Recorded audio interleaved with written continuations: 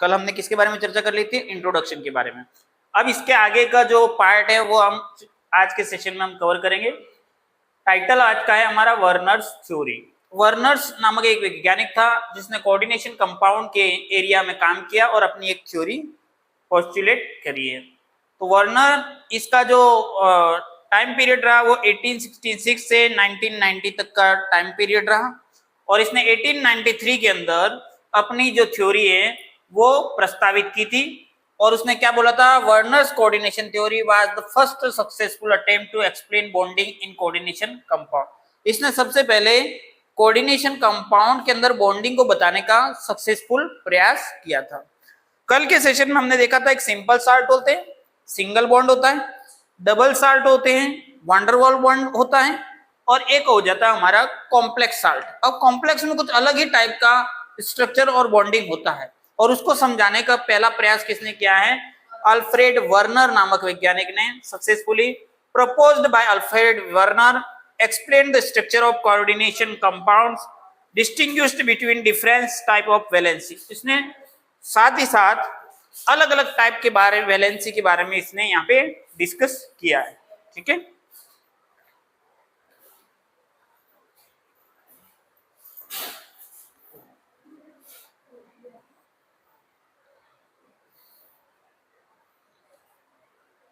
अब यहाँ पे हम देख सकते हैं वर्नर का एक्सपेरिमेंट क्या था। ठीक है, तो वर्नर ने क्या किया था? When excess AgNO3 was added to a series of cobalt ammonium compound different amount of AgCl precipitate were obtained. इन्होंने एक एक्सपेरिमेंट किया कि कोबाल्ट अमोनिया का जो साल्ट है या कॉम्प्लेक्स साल्ट है उसके अंदर इन्होंने क्या ऐड किया है? AgNO3 ऐड किया है।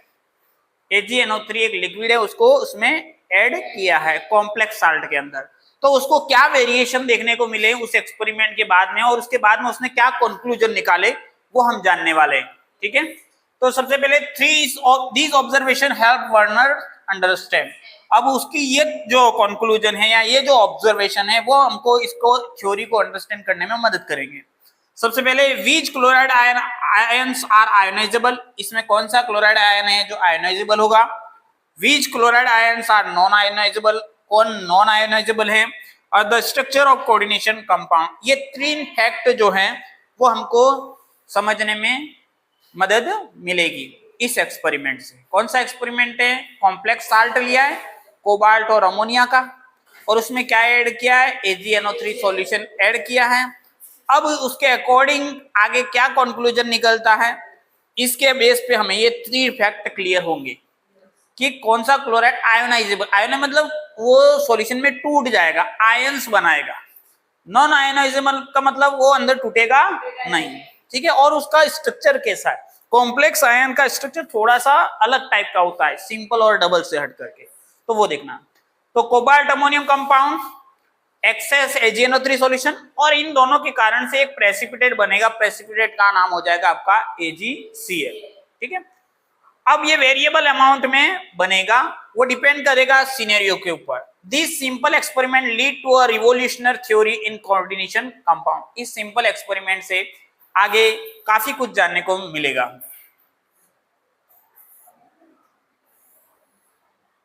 सबसे पहले हम बात करते हैं कोबाल्ट और अमोनिया का पहला कॉम्प्लेक्स कंपाउंड या पहला कॉम्प्लेक्स साल्ट, जिसमें ये COCl3 है और 6NH3 है, 3 क्लोराइड है और 6 अमोनिया कैन। अब ये अंदर की तरफ किस तरह से अरेंज है? जिस तरह से अरेंजमेंट होगा उस तरह से हमारा एक्सपेरिमेंट का रिजल्ट निकलेगा। ठीक है, वो अगर अलग तरीके से है तो अलग तरीके का आपको मिलेगा। जिस भी टाइप का अरेंजमेंट होगा उसके अकॉर्डिंग हमको कंक्लूजन इस एक्सपेरिमेंट में मिलेगा। जब हमने 1 मोल कंपाउंड लिया है ये वाला कॉम्प्लेक्स साल्ट और हमने एक्सेस में AgNO3 सॉल्यूशन डाल दिया, अब AgNO3 तो काफी मात्रा में, ठीक है, तो हमको क्या मिला? प्रोड्यूसेस 3 मोल AgCl। तो हमको कितने मोल मिले? 3 मोल AgCl मिले। ये क्या कंक्लूजन, ये कंक्लूजन हमको क्या इंडिकेशन दे रहा है कि 1 मोल के अंदर 3 आयनाइजेबल क्लोराइड है, क्योंकि 3 Cl दिख रहे हैं आपको और तीनों तीन ही आयंस में बट रहे हैं, सॉल्यूशन में आयन में जा रहे हैं। जब आयन में जाएंगे तो Ag का जो Ag प्लस है वो उसके साथ में रिएक्शन कर लेगा, क्योंकि AgNO3 टूट रहा है तो Ag प्लस अवेलेबल है, यहां से तीनों Cl अवेलेबल हो गए, 3 Ag और 3 Cl ने मिलकर के 3 AgCl बना दिए, 3 मोल AgCl बना दिए। तो ये हमको एक कंफर्मेशन हो रहा है कि ये टूट इस तरह से रहा है कि 3 Cl माइनस या 3 आयोनाइजेबल क्लोराइड दे रहा है। इसके अंदर की अरेंजमेंट इस तरह से है कि 3 आयोनाइजेबल क्लोराइड मिल सकते हैं इस कोऑर्डिनेशन कंपाउंड से, ठीक है, ताकि हमको 3 मोल का हमको क्या मिल गया, AgCl मिला। When excess AgNO3 solution was added, 3 mole of AgCl precipitate were obtained. कितने मोल मिल रहा है, 3। अब अपन हमने लिया 1 मोल है, अब इसमें कितना भी Ag डालो अंदर क्लोराइड मिलेगा तो आगे जनरेट होगा, क्योंकि 1 मोल 3 ही क्लोराइड है तो तीनों 3 ने रिएक्शन कर लिया। अब एक्सेस AgNO3 होगा तो Ag प्लस पड़ा रहेगा, उसका कुछ रोल नहीं है, वो डिपेंड कर रहा है पूरी तरह से इस कॉम्प्लेक्स साल्ट के ऊपर, ठीक है। Reason this compound gives 3 mole AgCl because it has an ionizable valence of 3. Therefore, 3 chlorides ion present outside the coordination sphere and are ionizable. ठीक है, तो जो कोऑर्डिनेशन स्पेयर है उसके बाहर की तरफ आपके 3 आयोनाइजेबल क्लोराइड बहन की idea. The number of moles AgCl formed indicate the number of ionizable chloride ion in the compound. ये 3 AgCl हमको क्या इंडिकेशन दे रहे हैं कि 3 क्लोराइड माइनस आयोनाइजेबल है इसके अंदर। अब हम कॉम्प्लेक्स साल्ट का एक दूसरा वेरिएंट देख रहे हैं। कॉम्प्लेक्स साल्ट हमारा ये है क्लोराइड और अमोनिया का, उसका वेरिएंट देख रहे हैं। तो वही मॉलिक्यूलर फार्मूला आपको दिखाई दे रहा है बाहर से, ठीक है, लेकिन जब हमने एक्सपेरिमेंट किया तो हमको कैसा मिल रहा है, 1 मोल कंपाउंड लिया और इस बार भी हमने AgNO3 लिया, इस बार 2 मोल AgCl मिला।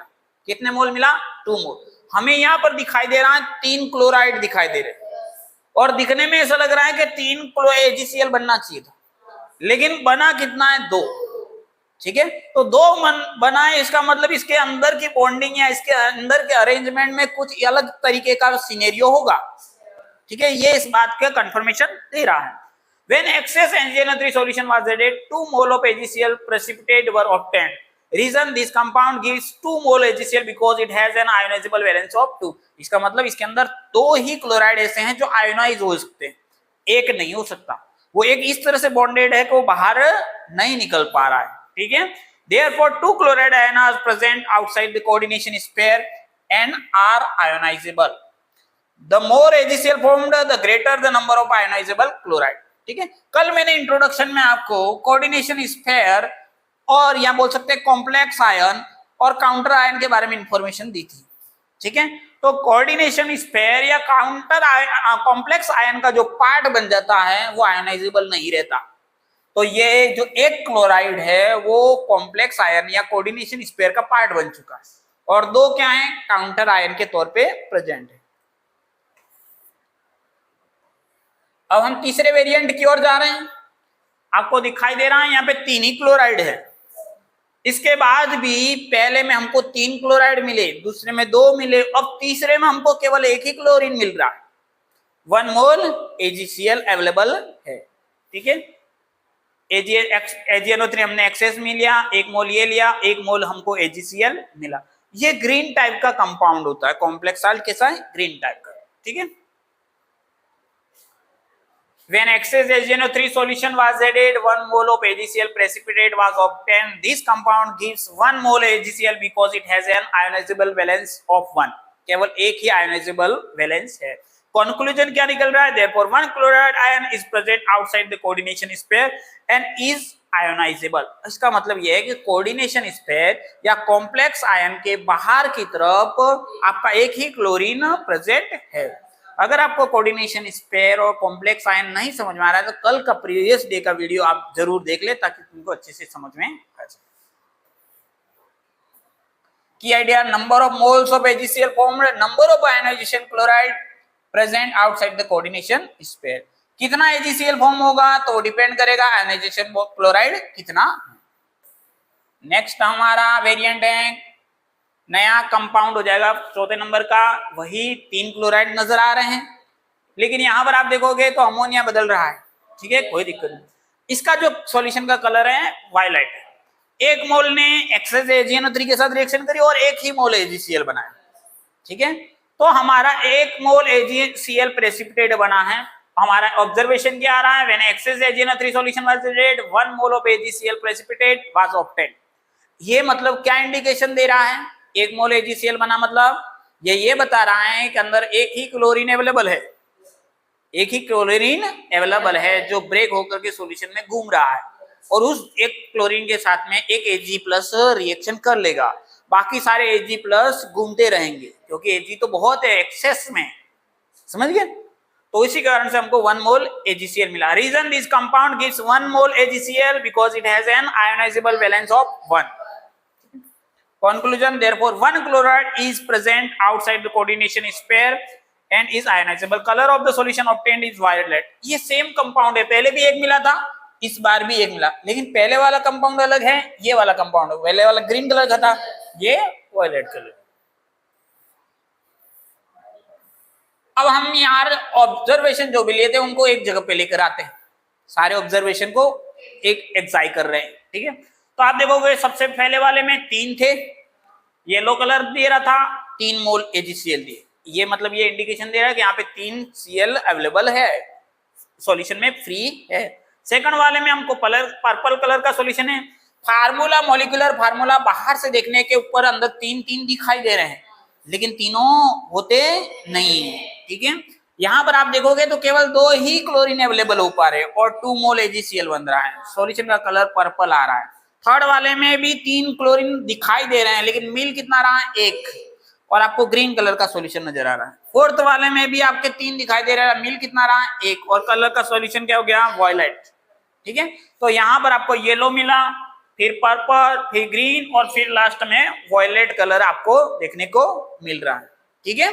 ये अलग अलग टाइप के सॉल्यूशन देखने को मिल रहे हैं, ये इस बात का इंडिकेशन दे रहे हैं कि अंदर क्लोरीन अलग अलग मात्रा में या अमाउंट में अवेलेबल हो रही है। फर्स्ट में 3 मिले, फिर 2 मिले, फिर 1 मिला, फिर 1 मिला, ठीक है।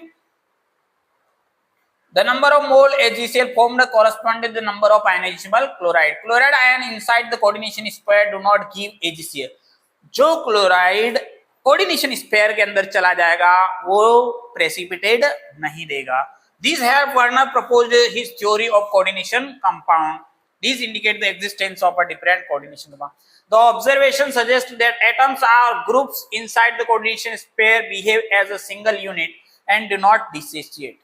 इसका मतलब यह है कि जो कोऑर्डिनेशन स्फीयर के अंदर क्लोराइड और जो आयन चले गए वो क्या हैं, अलग ही टाइप का मतलब बॉन्डिंग यूनिट बना देते हैं, वो सेपरेट नहीं होते हैं। Conclusion, atoms present inside a square bracket behave as a single entity and do not dissociate under normal reaction condition। मतलब कोऑर्डिनेशन स्फीयर में जो चला गया वो सिंगल ही रहेगा, चाहे कितने भी एटम अंदर चले जाए कोऑर्डिनेशन स्फीयर। अगर 8 अंदर चले गए तो 8 मिलकर के एक ही रहेंगे, एकजुट रहेंगे, कभी टूटेंगे नहीं, ठीक है, यूनिटी में, ठीक है। जो बाहर रहेंगे वही टूटेंगे, ठीक है। तो क्लोरीन उस अंदर वाली ग्रुप कोऑर्डिनेशन स्फीयर का पार्ट बन जाता है, इसीलिए वो हिस्सा नहीं लेता है प्रेसिपिटेशन में। तो स्क्वायर ब्रैकेट में जो रहता है वो उसको हम कोऑर्डिनेशन एंटाइटी भी कहते हैं। फाइनल कंक्लूजन कौन से एक्सपेरिमेंट का,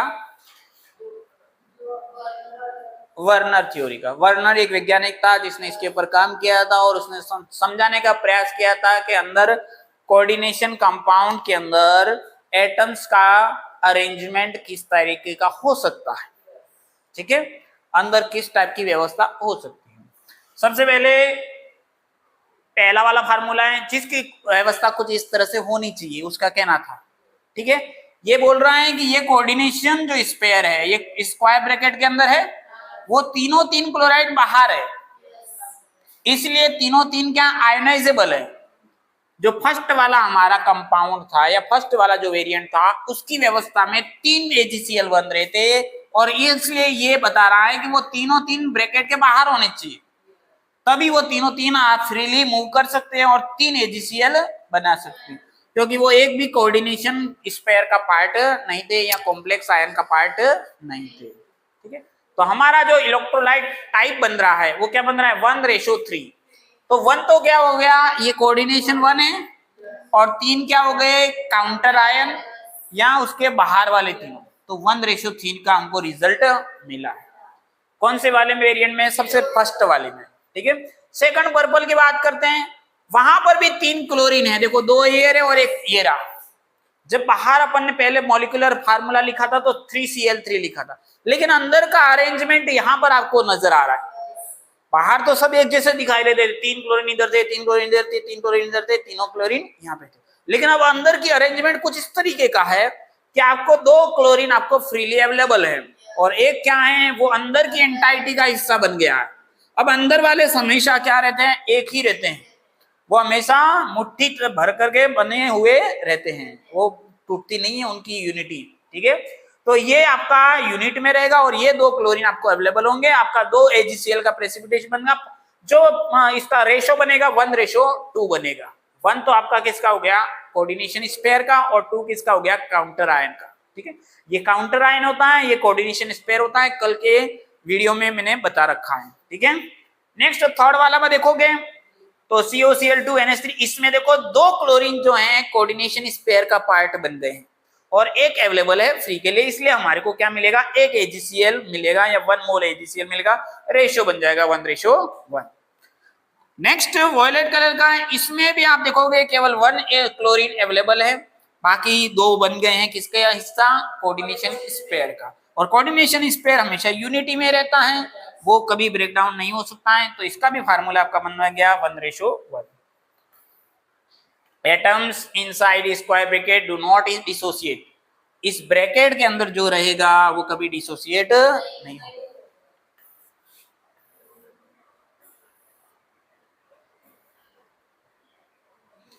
अब हम बात करने वाले कंडक्टेंस की। कंडक्टेंस क्या होता है? तो आप जानते हो इलेक्ट्रिसिटी का मूवमेंट, ठीक है, इलेक्ट्रिसिटी कितनी बढ़िया तरीके से अंदर फ्लो कर रही है वो कंडक्टेंस शो करता है, ठीक है। कंडक्टेंस का जो पैमाना है वो ये शो कर रहा है कि अंदर इलेक्ट्रिसिटी कितनी बढ़िया तरीके से मूव कर रही है, ठीक है। अब कंडक्टेंस डिपेंड करता है नंबर ऑफ फ्री आयंस के ऊपर, सॉल्यूशन में नंबर ऑफ फ्री आयंस के ऊपर, और नंबर ऑफ फ्री आयन से हमको ये आइडिया मिलता है कि कंडक्टेंस ज्यादा होगी या कम होगी, ठीक है। तो यहां पर हमने देखा कि जहां पे 3 क्लोरीन माइनस आयन अवेलेबल थे तो नंबर ऑफ आयंस टोटल कितने हो जाएंगे? 4 कैसे हो जाएंगे? 3 तो क्लोरीन के हो गए और एक कोऑर्डिनेशन स्पेयर घूमेगा, तो टोटल 4 हो जाएंगे, ठीक है। तो 4 आपको आयंस मिल रहे हैं यहां पर, और यहां पर देखोगे तो यहां पर कोऑर्डिनेशन स्पेयर का एक और एक मिलेगा क्लोरीन का, तो टोटल कितने मिले? 2।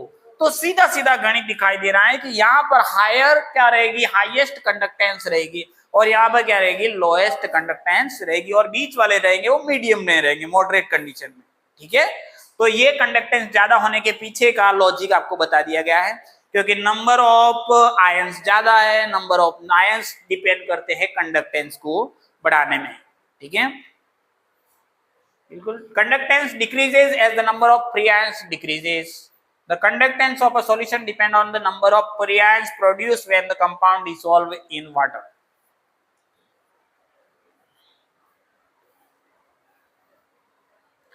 अब ये डाटा उसने सारा इकट्ठा किया, किसने इकट्ठा किया?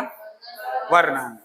अब वर्नर जा रहा है क्या करने? उसका अरेंजमेंट दिखाने के लिए कि अंदर की व्यवस्था कैसी है, एटम किस तरह से बाइंड हुए रहे हैं अंदर, और ऐसा क्यों हो रहा है, क्यों 2 बाहर निकल रहे, 3 बाहर निकल रहे, 1 बाहर निकल रहा है, जबकि फार्मूला तो बाहर से एक जैसा दिखाई दे रहा है, सब में 3-3 क्लोरीन दिखाई दे रहे हैं, फिर भी कोई एक तो 3 बार टूट रहा है, कोई 2 बार टूट रहा है, कोई 1 बार टूट रहा है। इसके पीछे का अंदर की अरेंजमेंट को एक्सप्लेन करने का प्रयास कर रहा है। तो उसने सबसे पहले बताया है कि 2 टाइप की इसके अंदर वैलेंसी होती है, एक वैलेंसी को उसने प्राइमरी वैलेंसी नाम दिया और दूसरे को क्या नाम दिया? Secondary. Metals in coordination compound exhibit 2 types of valency. बीचों बीच में तो आपका एक मेटल रहता है, सेंट्रल मेटल, और मेटल कहां से आता है? मोस्टली डी ब्लॉक का पार्ट रहता है, क्योंकि इससे पहले हमने कौन सा चैप्टर पढ़ा था? डीएनए ब्लॉक वाला।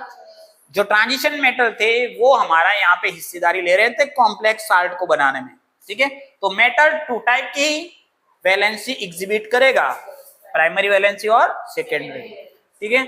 Satisfied by negative ions ionisable है, ये आयोनाइजेबल है, कौन? Primary valency. Satisfied by ligand non ionisable है, ये नॉन आयनाइजेबल, ये आयंस में डिवाइड नहीं है, ये यूनिटी में रहेंगे। कौन? ये सेकेंडरी वैलेंसी वाले सारे एटम्स एक यूनिटी में रहेंगे, कभी टूटना नहीं है, ठीक है, टूटेंगे ये primary valency. These two valency help in understanding the structure and properties of coordination compound. ये दो वैलेंसी या ये चीज आपको किस में हेल्प करेगी? इसकी स्ट्रक्चर को जानने में और इसकी केमिकल प्रॉपर्टी को जानने में। केमिकल प्रॉपर्टी अभी हमने एक देखी थी, AgCl, 2 AgCl बना था, 3 AgCl, ये केमिकल प्रॉपर्टी है कि 3 मोल AgCl बनाया, 2 मोल AgCl बनाया, 1 मोल AgCl बनाया, तो ये केमिकल प्रॉपर्टी में कितना उसके साथ रिएक्ट करेगा। और स्ट्रक्चर है तो इसका स्ट्रक्चर कैसा होगा? ऑक्टाहेड्रल होगा, टेट्राहेड्रल होगा, गोल होगा, त्रिभुज जैसा होगा, कैसा होगा वो ये बताएगा।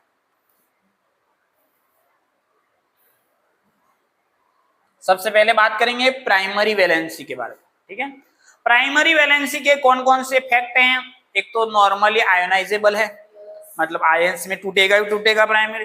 दूसरा satisfied by negative ions, negative ion से क्या हो रहा है? यहाँ पे सेटिस्फाई हो रहा है।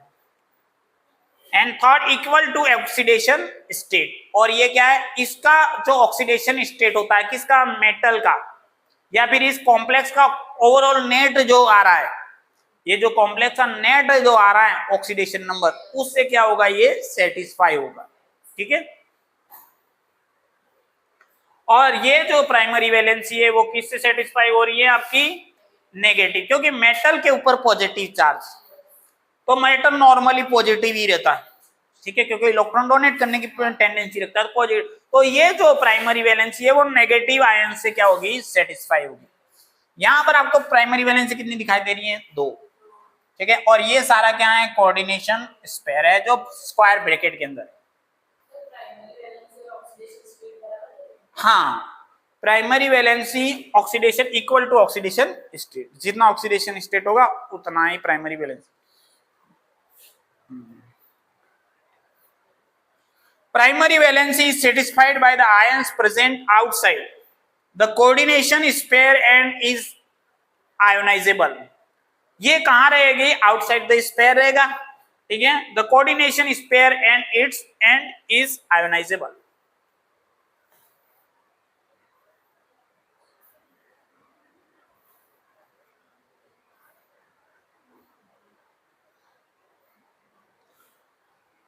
हम यहाँ पे इसका रिप्रेजेंटेशन देख सकते हैं। तो ये आपके हो गया, कौन सा है? ये पूरा एक स्पेयर है जो यूनिटी में रह रहा, इससे कोई लेना देना नहीं। प्राइमरी ये बाहर वाले हैं, तो यहाँ पर आपको ये स्ट्रक्चर देखने को मिल रहा है, ठीक है। कुछ कुछ बुकों में ये रोटेट करके इस तरह से बता रखा है, ठीक है, यहाँ से डॉट डॉट करके, यहाँ से डॉट डॉट करके लिखा रखा है।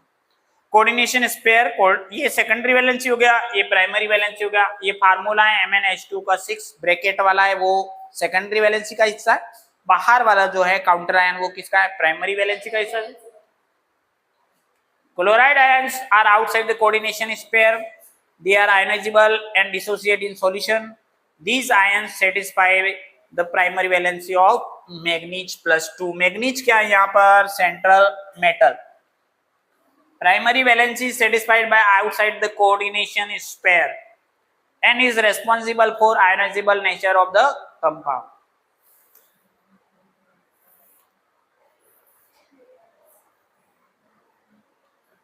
अब हम बात करने वाले प्राइमरी वैलेंसी की बात हो गई। अब है सेकेंडरी। सेकेंडरी वैलेंसी को देखने के लिए हमको जाना पड़ेगा स्क्वायर ब्रैकेट के अंदर की तरफ, जो उनका पूरा घर है। उस घर के अंदर जाकर के पता करेंगे कि वो अंदर कैसे अरेंज होकर के बैठे हुए हैं। तो अंदर की बात करें तो ये जो अंदर मेटल होता है, मेटल के साथ में जो अंदर जुड़ते हैं एटम्स, वो सारे क्या कहलाते हैं? लिगेंड कहलाते हैं।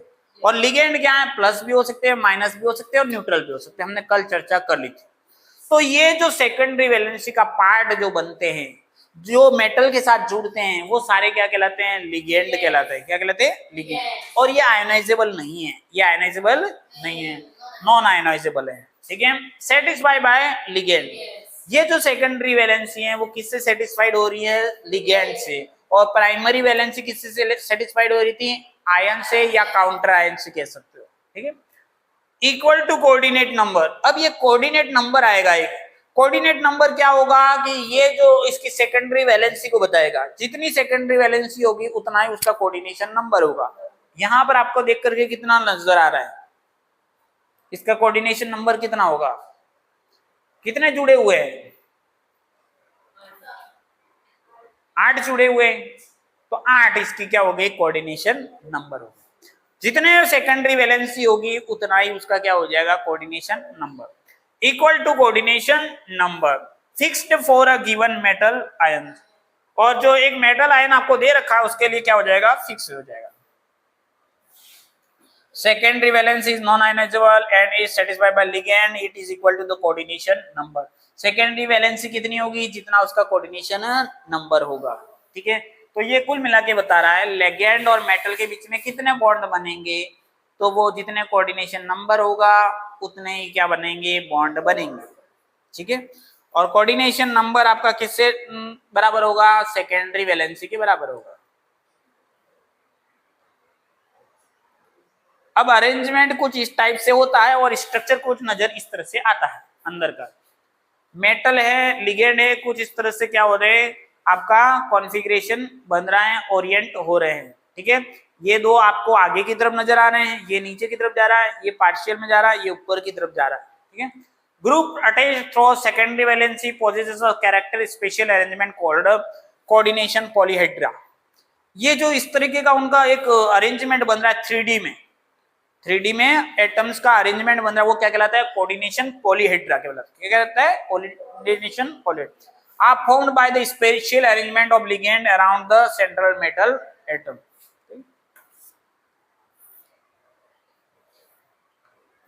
अब हमने जो पहला वाला कंपाउंड देखा था सबसे फर्स्ट में, मॉलिक्यूलर फॉर्मूला 3 क्लोरीन वाला, ठीक है, उसका स्ट्रक्चर कैसा होता है वास्तव में।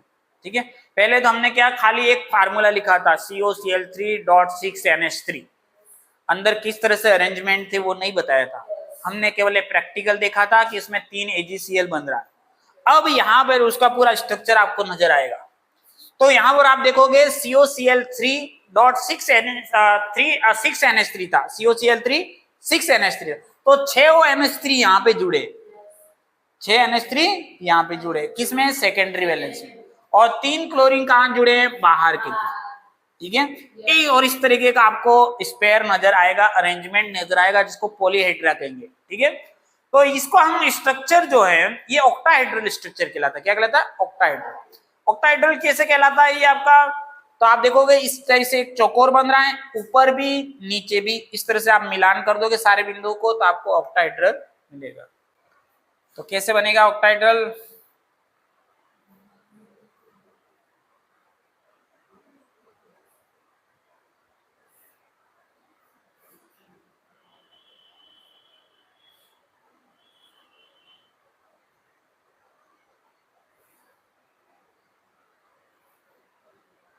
ये इस टाइप से देखो, ऑक्टाहेड्रल 4 सरफेस नीचे की तरफ दिखाई दे रहे हैं, 4 फेज ऊपर की तरफ दिखाई, तो 8 हो गए, और ये एक डायमंड के लाइक स्ट्रक्चर हो रहा है। ठीक है, इसलिए इसको बोला जाता है ऑक्टाहेड्रल। ठीक है,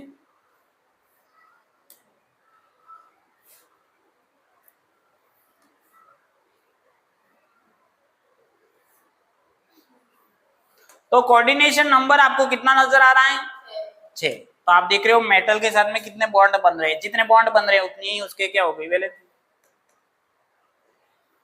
ऑक्टाहेड्रल बोल सकते हैं इसको। जियोमेट्री होगी आपकी octahedral. 3 chlorides ion remain outside the coordination sphere.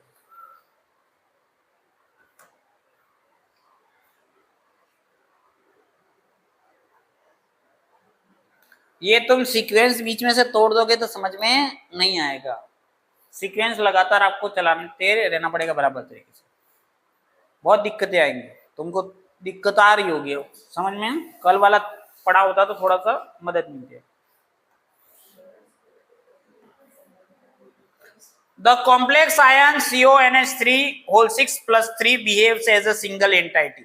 अब ये क्या है, एक सिंगल की तरह व्यवहार करता है ये पूरा स्पेयर, और इसके ऊपर कितना चार्ज है, +3। वो +3 किसका है, इस मेटल का है, ये वैसा है न्यूट्रल स्पेस में। ठीक है, तो ये इसका 0 हो गया और ये +3 चार्ज है, और इस +3 को कौन आपका न्यूट्रलाइज करेगा, काउंटर आयन, जो प्राइमरी वैलेंसी का हिस्सा होता है। कितने क्लोरीन जुड़ेंगे, 3 क्लोरीन। क्यों, 3 प्लस को मैनेज करने के लिए 3 माइनस आएंगे।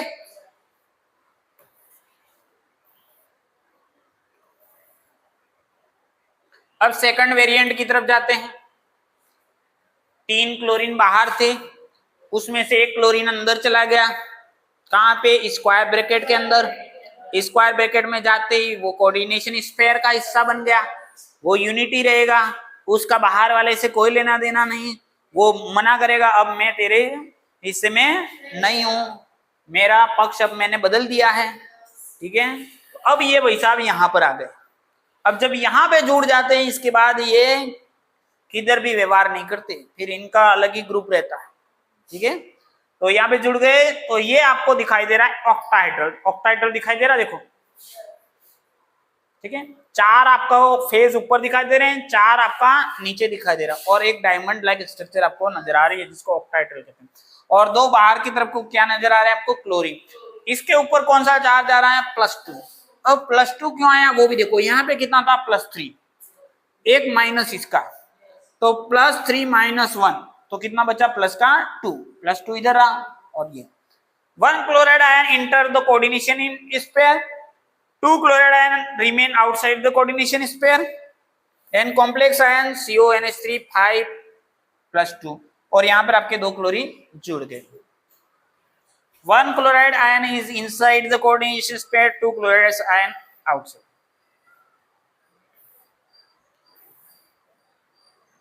अगर अब ये बात कर लेते हैं सिंगल वाला, तो अब की बार 2 भाई साहब अंदर चले गए, कहां पे चले गए, स्क्वायर ब्रैकेट के अंदर। ठीक है, और एक रह गए बाहर की तरफ। अब एक बाहर रह गए तो कितने Cl3 अवेलेबल होंगे, एक। जो बाहर घूम रहे वही अवेलेबल होगा, वही आयनाइजेबल होगा। तो कोऑर्डिनेशन नंबर इसका भी कितना है, 6 है, क्योंकि 6 एटम्स आपको नजर आ रहे हैं। ठीक है, और 2 क्लोरीन इसके अंदर की तरफ चले गए। ठीक है, 1 chlorine ions remain outside the coordination, एक क्लोरीन कहां रहेगा, बाहर की तरफ। कहां रहेगा, बाहर की तरफ। Trans form 2 chlorine ligands are opposite to each other, ये ट्रांसफॉर्म है, तो इसमें क्या होते हैं, दोनों एक दूसरे के ऑपोजिट होते हैं। ठीक है, ट्रांसफॉर्म कहा गया, जो यहाँ भी अब फिलहाल आपके लिए चर्चा का विषय नहीं है।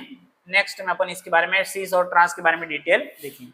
फिर वही है, एक क्लोरीन बाहर है, एक AgCl बनाएगा, ये सीस फॉर्मेट है। सीस में क्या होते हैं, नजदीक नजदीक होते हैं, और ट्रांस में क्या होते हैं, पूरी तरह से ऑपोजिट रहते हैं, मतलब अरेंजमेंट थोड़ा सा डिफरेंट है। क्लोरीन क्या होते हैं, बिल्कुल स्ट्रेट होते हैं, तो वो क्या कहलाती है, पोजीशन अरेंजमेंट क्या कहलाता है, ट्रांस अरेंजमेंट, और नजदीक नजदीक रहेगा तो क्या कहलाता है, सीस। ठीक है, सीस और ट्रांस 2 टाइप के होते हैं, दोनों में एक ही क्लोरीन अवेलेबल है, लेकिन अंदर की व्यवस्था फिर भी अलग है। ठीक है, एक में ट्रांस व्यवस्था कहलाती है, एक में सीस कहलाती है।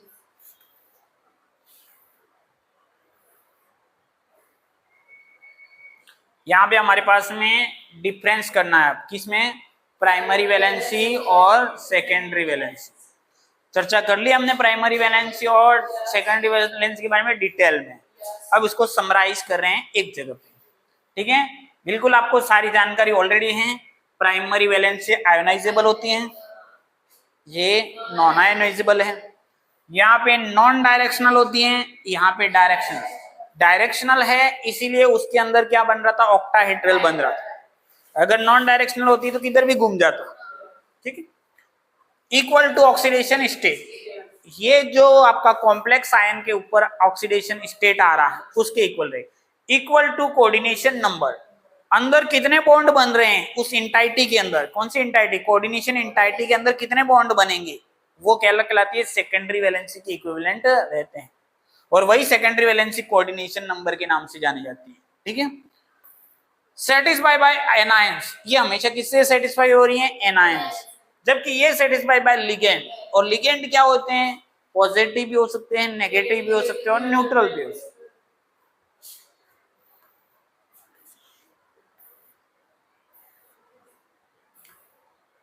अब जो ज्योमेट्री है हमने बताया था स्ट्रक्चर की, तो ये स्पेसिफिक 3 टाइप की स्ट्रक्चर होता है, ऑक्टाहेड्रल, टेट्राहेड्रल और स्क्वायर प्लेनर। ये अरेंजमेंट होता है एटम्स का। कौन से एटम्स का, कॉम्प्लेक्स कंपाउंड के एटम्स का, ये कॉम्प्लेक्स कंपाउंड है या कॉम्प्लेक्स साल्ट बोल सकते हैं, उसके अंदर का जो एटम का स्ट्रक्चर है जो दिखाई पड़ रहे हैं, या तो ऑक्टाइड्रल दिखाई देंगे आपको, स्ट्रक्चर का मतलब गोल है, चौकोर है, ऑक्टाइड्रल होता है, क्यूब टाइप होता है, ऐसा। तो ये इस टाइप का स्ट्रक्चर होता है, ऑक्टाइड्रल होता है, टेट्राइड्रल होता है और स्क्वायर प्लेनर होता है। मतलब स्क्वायर प्लेनर एक तरह से आप मान सकते हो, स्क्वायर देखा, स्क्वायर के जैसे। This geometry determines the physical and chemical properties of coordination.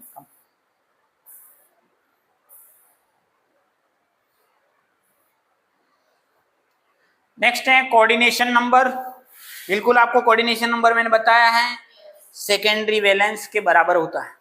Secondary valence क्या होती हैं? जो लिगेंड से न्यूट्रलाइज होती हैं, लिगेंड से मैनेज होती हैं, ठीक है, जो एक एंटाइटी के अंदर होते हैं। स्क्वायर ब्रैकेट के अंदर जो है वो एक कोऑर्डिनेशन एंटाइटी कहलाती है, जो यूनिट में रहेगा हमेशा, ठीक है। तो अंदर जो बॉन्ड बन रहे हैं वही आपके क्या कहलाते हैं? कोऑर्डिनेशन नंबर कहलाता है। वही दूसरे शब्दों में सेकेंडरी वैलेंसी कहलाती है। तो यहाँ पर आपको कोऑर्डिनेशन नंबर 4 दिखाई दे रहा है, यहाँ पे आपको 6 दिखाई दे रहा है, और यहाँ पर कितना दिखाई दे रहा है? 6 दिखाई दे रहा है, ठीक है।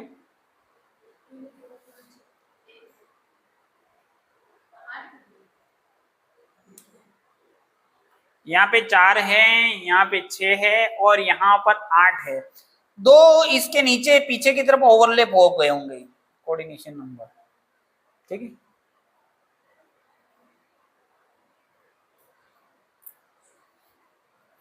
इसके अंदर 2 और हैं, ठीक है, दिखाई नहीं दे रहे चित्र में, ठीक है। टोटल कितने हो जाएंगे आपके? 8, ठीक है। दिखाई भले ही 6 रहे हैं लेकिन होंगे आपके 8। यहाँ पे तो 6 बराबर दिखाई दे रहे हैं और यहाँ पे 4 बराबर दिखाई दे रहे हैं। हो सकता है एक के पीछे एक आ जाए, इसके जस्ट पीछे की तरफ ओवरलैप हो गया हो। यहाँ पे आपको नजर आ जाता 8, यहाँ पे 8 नजर आ रहा है। ये स्क्वायर ब्रैकेट के अंदर 8 है, स्क्वायर ब्रैकेट के अंदर 6 और स्क्वायर ब्रैकेट के अंदर 4। Coordination number refer to the number of donor atoms और ions directly bounded to the central metal. ये सेंट्रल मेटल से डायरेक्टली बाउंडेड रहते हैं, ठीक है। It indicates the size of the coordination sphere. अब इसका जो साइज है वो कितना रहेगा, वो ये बॉन्ड से डिपेंड। 4 बॉन्ड है तो छोटा रहेगा, 6 बॉन्ड हो तो बड़ा होगा, 8 होगा तो और बड़ा होगा।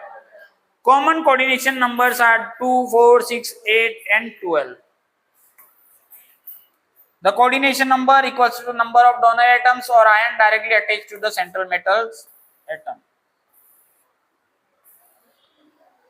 कॉमन ज्योमेट्री दिखाई दे रही है कि ऑक्टाहेड्रल की 6 के साथ में है, टेट्राहेड्रल की 4 के साथ में, स्क्वायर प्लेनर की भी 4 के साथ में। 4 के साथ में दोनों का 4 दिखाई दे रहा है लिगेंड। यहाँ सेकेंडरी वैलेंसी 4 दिखाई दे रहे हैं, लेकिन फिर भी अंदर का अरेंजमेंट अलग अलग है। एक तो स्क्वायर में जुड़ा हुआ है और एक टेट्राहेड्रल में जुड़ा हुआ है, ठीक है, इस तरह से।